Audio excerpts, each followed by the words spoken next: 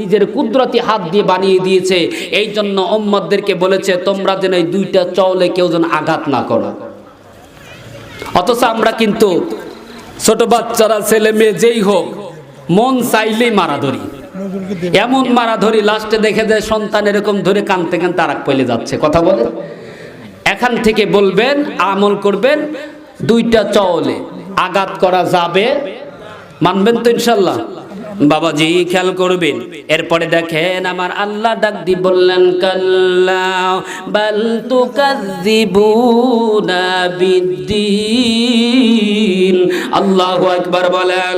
আমার আল্লাহ ডাক মারে নবীজি তোমার উম্মতদেরকে বলে দাও কখনো না এরা কিয়ামতকে অস্বীকার করে।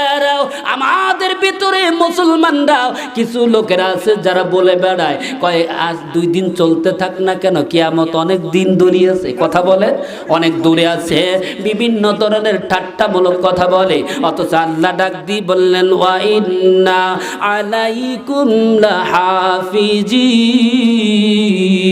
আল্লাহু আকবার। এরা দুনিয়ার মানুষ, কিয়ামতকে তোমরা অস্বীকার করে বেড়াও গো, কিন্তু তোমরা জানো না আমি আল্লাহ তোমাদের 2 কান্দে 2জন ফেরেশতা হেফাজতকারী রেখে দিয়েছি। 2জন, জোরে বলেন কয়জন?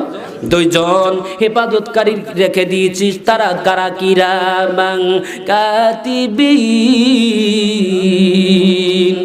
কেরামান কাতিবিন, 2টা ফেরেশতা 2 কান্দে বহন করে আছে। এখন বলুন, নবীজির একটা হাদিস শোনায়, শুভ সংবাদ। আলহামদুলিল্লাহ জোরে বলেন। শুভ সংবাদটা কেমন? যখন কেউ নিয়ত করে আমি ভালো কাজ করব, ধরেন খেয়াল করেন, ভালো কাজের নিয়ত করব, যেরকম আজকে অনেকে নিয়ত করছেন সকালবেলা যে গোরস্থানের মাহফিল আমরা যাব, এরকম নিয়ত করে না অনেকে? অনেকে আছে 10 দিন আগেই নিয়ত করছে গোরস্থানের মাহফিলে আমি 2000 টাকা দিব, নিয়ত করেন না এরকম? এই সমাজ থেকে বিশ্ব নবী বলে ডান কাদের ফেরেশতা সাথে সাথে আমল লিখতে শুরু করে। আরো জোরে বলেন। এইটাই শুভ সংবাদের সুবহানাল্লাহ। আর একটু জোরে বলা যাবে কিনা সুবহানাল্লাহ?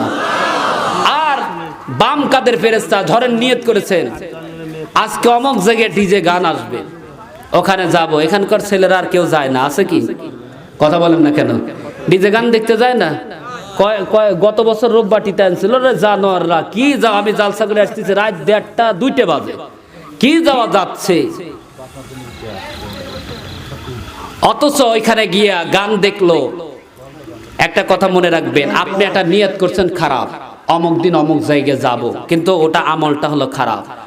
রসুল বলছে বাম কাদের ফেরেশতা আমল লিখতে যায়, ডান কাদের ফেরেশতা বলে এই ফেরেশতা দ্বারা এখনো সময় আছে, লিখতে দেয় না। যখন বান্দা অপরাধ করে ফেলে দেয় লিখতে যায়, বলে না এখনো সময় আছে, থমকে দাঁড়াও।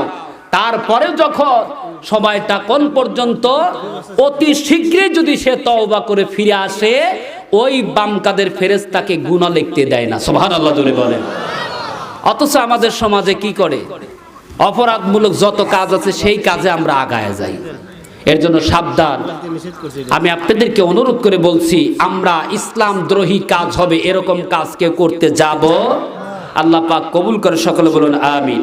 বাবাজি এরপর আল্লাহ পাক বললেন ইয়ালামুনা মা তাফআলুন। আল্লাহু আকবার। আল্লাহ ডাক দিয়ে বলে দুনিয়ার মানুষ যা তুমি করছো সব কিছু জানে। বলেন আল্লাহ জানে কি জানে না? আরো জোরে বলেন জানে কি জানে না? এরপর আল্লাহ পাক বললেন ইন্নাল আবরারা লাফি নাঈম। আল্লাহ ডাক দিয়ে বলে দুনিয়ার মানুষ যারা পুণ্যবান ভালো কাজ করবে ওরা পরম স্বাচ্ছন্দ্যে অর্থাৎ জান্নাতে বাস করবে। জোরে বলা যাবে কিনা আল্লাহু আকবার। কেমন ওসমান গনি দেখেন, এই কবরটা যেহেতু কবর, বলেন তো আমার আপনার যাইতে হবে কি হবে না? আরো জোরে বলেন হবে কি হবে না? তাহলে বোঝা যায়।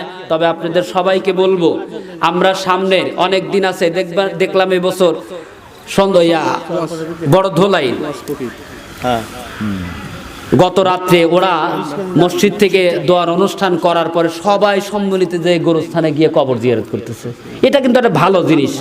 যেই জায়গা কিন্তু খুব একটা আলেমের গ্রাম নয়, অথচ তারা করে। কিন্তু আমাদের গ্রামে আমি একা একা এসে দেখছি, খুঁজে কাউকে পাই না। কিন্তু গোরস্থানে একা আসা খুব কষ্ট, একটু হলে ভয় লাগে। ভয় লাগে না ভাই? ভয় লাগে। কিন্তু আমি মাঝে মাঝে আসি, রাত্রে একাও আসি, কিন্তু খুব কষ্ট লাগে। একা একা দীর্ঘ সময় কোরআন পড়া বা দোয়া দরুদ পড়া যায় না। কিন্তু একটু যদি আমরা সবাই সচেতন হতাম, আমার মনে হয় প্রতিনিয়ত কবরস্থানে আসলে পারে মনটা অটো পরিবর্তন হয়। যদি এটাই যদি না হতো, তাহলে রসুল ঘরের ভিতর শুয়ে থাকতে পারতো না।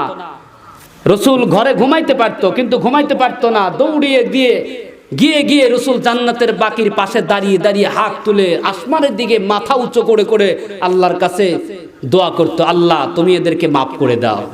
এখন বলুন, রসুলের কি খায়দা কাম নাই যে ওই রাতের ঘুম হারাম করে জান্নাতুল বাকিতে গিয়ে দোয়া করার কিসের দরকার? কথা বলে। অথচ রসুল আমল করেছে, অথচ আমাদের ভিতরে এই আমলগুলা পাওয়া যায় না। এক শ্রেণীর লোক আছে জানাজা দিয়েই তো সেই দৌড়ানো দৌড়ায়, আছে না? আছে। দোয়ার দরকার নাই। হ্যাঁ, আপনার কোনো যদি জরুরিয়ত থাকে সেটা ভিন্ন ধরনের, একজনের জরুরিয়ত থাকতে পারে না, সেটা গেল, সেটা ভিন্ন ধরনের।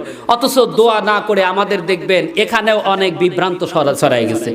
মাঝে মাঝে প্রশ্ন করে, হুজুর তাহলে কেমন হলো? আমি বলি যে ওর ভিন্ন ধরনের, ওরা ওদের মতো চলতে দেন। তাহলে আমরা যদি এখানে দোয়া করি, দোয়া পায় কারা বলেন তো দেখি? নাই আপনার বাবা আছে, না